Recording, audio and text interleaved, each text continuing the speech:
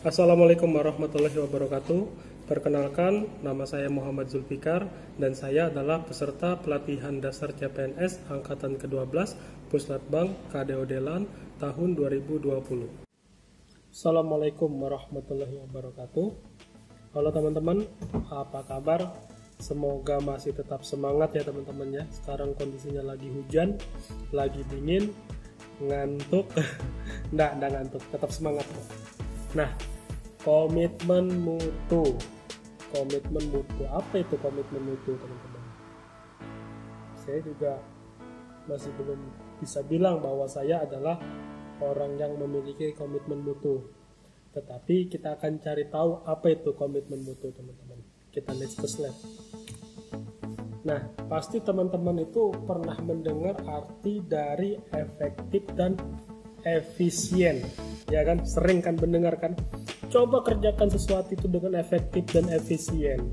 Coba melakukan suatu kegiatan tuh dilihat dulu sisi efektifnya, mana efisiennya. Tapi apakah semua orang itu paham tentang efektif efisien gitu? Nah, di sini saya akan coba jabarkan sedikit tentang efektif efisien, di mana ini pengertiannya ini saya ambil dari beberapa sumber dan saya jadikan satu dan saya dipreskan gitu biar enak gitu menjelaskannya. Efektif adalah usaha dalam mencapai tujuan, baik hasil atau target, sesuai dengan waktu yang telah ditentukan tanpa memikirkan biaya yang sudah dihabiskan. Jadi mau biayanya berapa kah, mau jaraknya seberapa kah, mau urusannya bagaimana, pokoknya harus A tetap A gitu teman-teman. Jadi hasilnya tuh diambil betul, dijaga betul. Mau berapapun sumber daya yang dikeluarkan pokoknya harus dapat. Mau berapapun sumber daya manusia yang diperkerjakan pokoknya harus jadi. Nah, itu efektif itu teman-teman. Kemudian efisien adalah suatu cara mencapai tujuan menggunakan sumber daya yang minimal namun dengan hasil yang maksimal. Nah ini kan sumber dari orang nih, sama seperti hukum ekonomi yang dulu-dulu gitu, dengan modal sekecil-kecilnya mendapatkan keuntungan yang sebesar-besarnya. Nah, jadi kalau efektif dengan efisien ini berdiri masing-masing teman-teman, berdiri masing-masing. Saya rasa yang efektif itu ketinggian, terlalu banyak biaya yang dihasilkan, terlalu banyak biaya yang dikeluarkan, sedangkan efisien itu di bawah gitu teman-teman, kecil dia, karena terlalu sedikit biaya yang dikeluarkan untuk mendapatkan hasil yang maksimal. Jadi pada dasarnya efektif efisien itu adalah satu kata, artinya mereka harus seimbang, mereka harus balance, dan mereka nanti ketemu titik tengahnya, equilibriumnya. Nah, jadi itu teman-teman, efektif efisien itu adalah pertemuan antara kemaksimalan dengan keminimalan. Jadi ketemu nilai tengahnya. Nah, di situ sudah namanya efektif efisien. Dengan sumber daya yang tepat, ya kan? Dengan sumber daya yang tepat, biaya yang tepat, untuk mendapatkan hasil yang maksimal. Nah, itu sudah efektif efisien. Jadi nggak bisa terlalu tinggi, nggak bisa terlalu minimal gitu. Jadi harus ketemu nilai tengahnya, ketemu equilibriumnya. Oke, lanjut lagi. Inovasi. Pasti teman-teman pernah mendengar kata inovasi gitu. Inovasi itu apa? Inovasi itu penemuan yang terbaru. Inovasi itu ide yang terbaru. Kita lihat pengertiannya. Inovasi merupakan setiap ide ataupun gagasan baru yang belum pernah ada ataupun diterbitkan sebelumnya.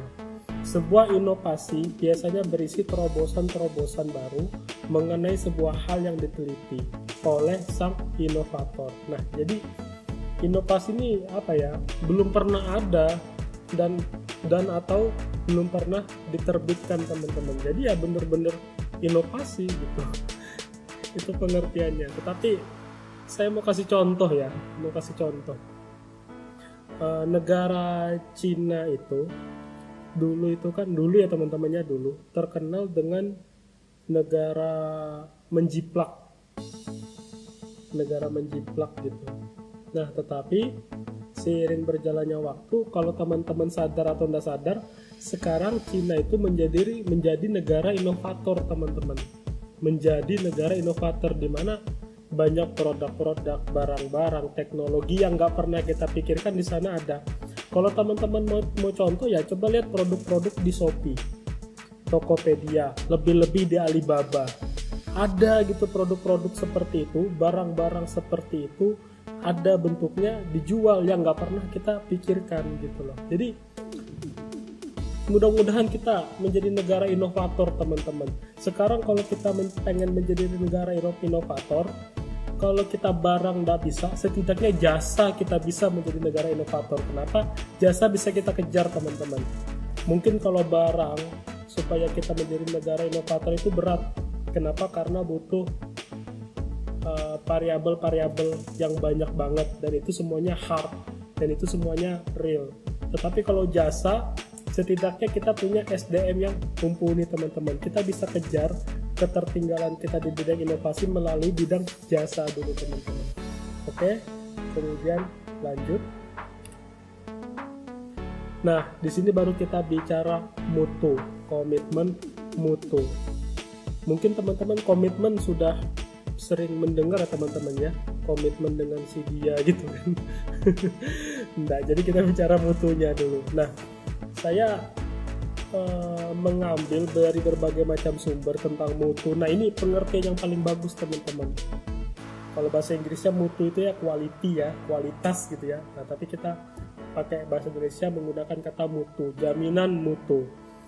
Mutu mencerminkan nilai keunggulan produk atau jasa yang diberikan kepada pelanggan, customer, sesuai dengan kebutuhan dan keinginannya, dan bahkan melampaui harapannya. Kurang apa coba? Barang atau jasa yang diberikan kepada pelanggan itu sesuai dengan kebutuhan dan keinginannya, dan bahkan melampaui harapannya, teman-teman. Yang sesuai aja, yang barang atau jasa yang dibutuhkan oleh customer itu susah, teman-teman. Yang diinginkan customer itu susah, dibutuhkan sendiri, diinginkan sendiri. Nah, apalagi yang melampaui harapannya, teman-teman, jauh. Itu susah, teman-teman. Tetapi itulah tujuan kita, itulah komitmen mutu, di mana kita ingin jasa kita itu kita berikan kepada pelanggan sesuai dengan kebutuhan, sesuai dengan keinginan, dan bahkan melampaui harapannya, teman-teman. Itu yang kita cari. Jadi tetap semangat dengan komitmen mutu. Oke ya, teman-teman ya. Saya akhiri. Assalamualaikum warahmatullahi wabarakatuh.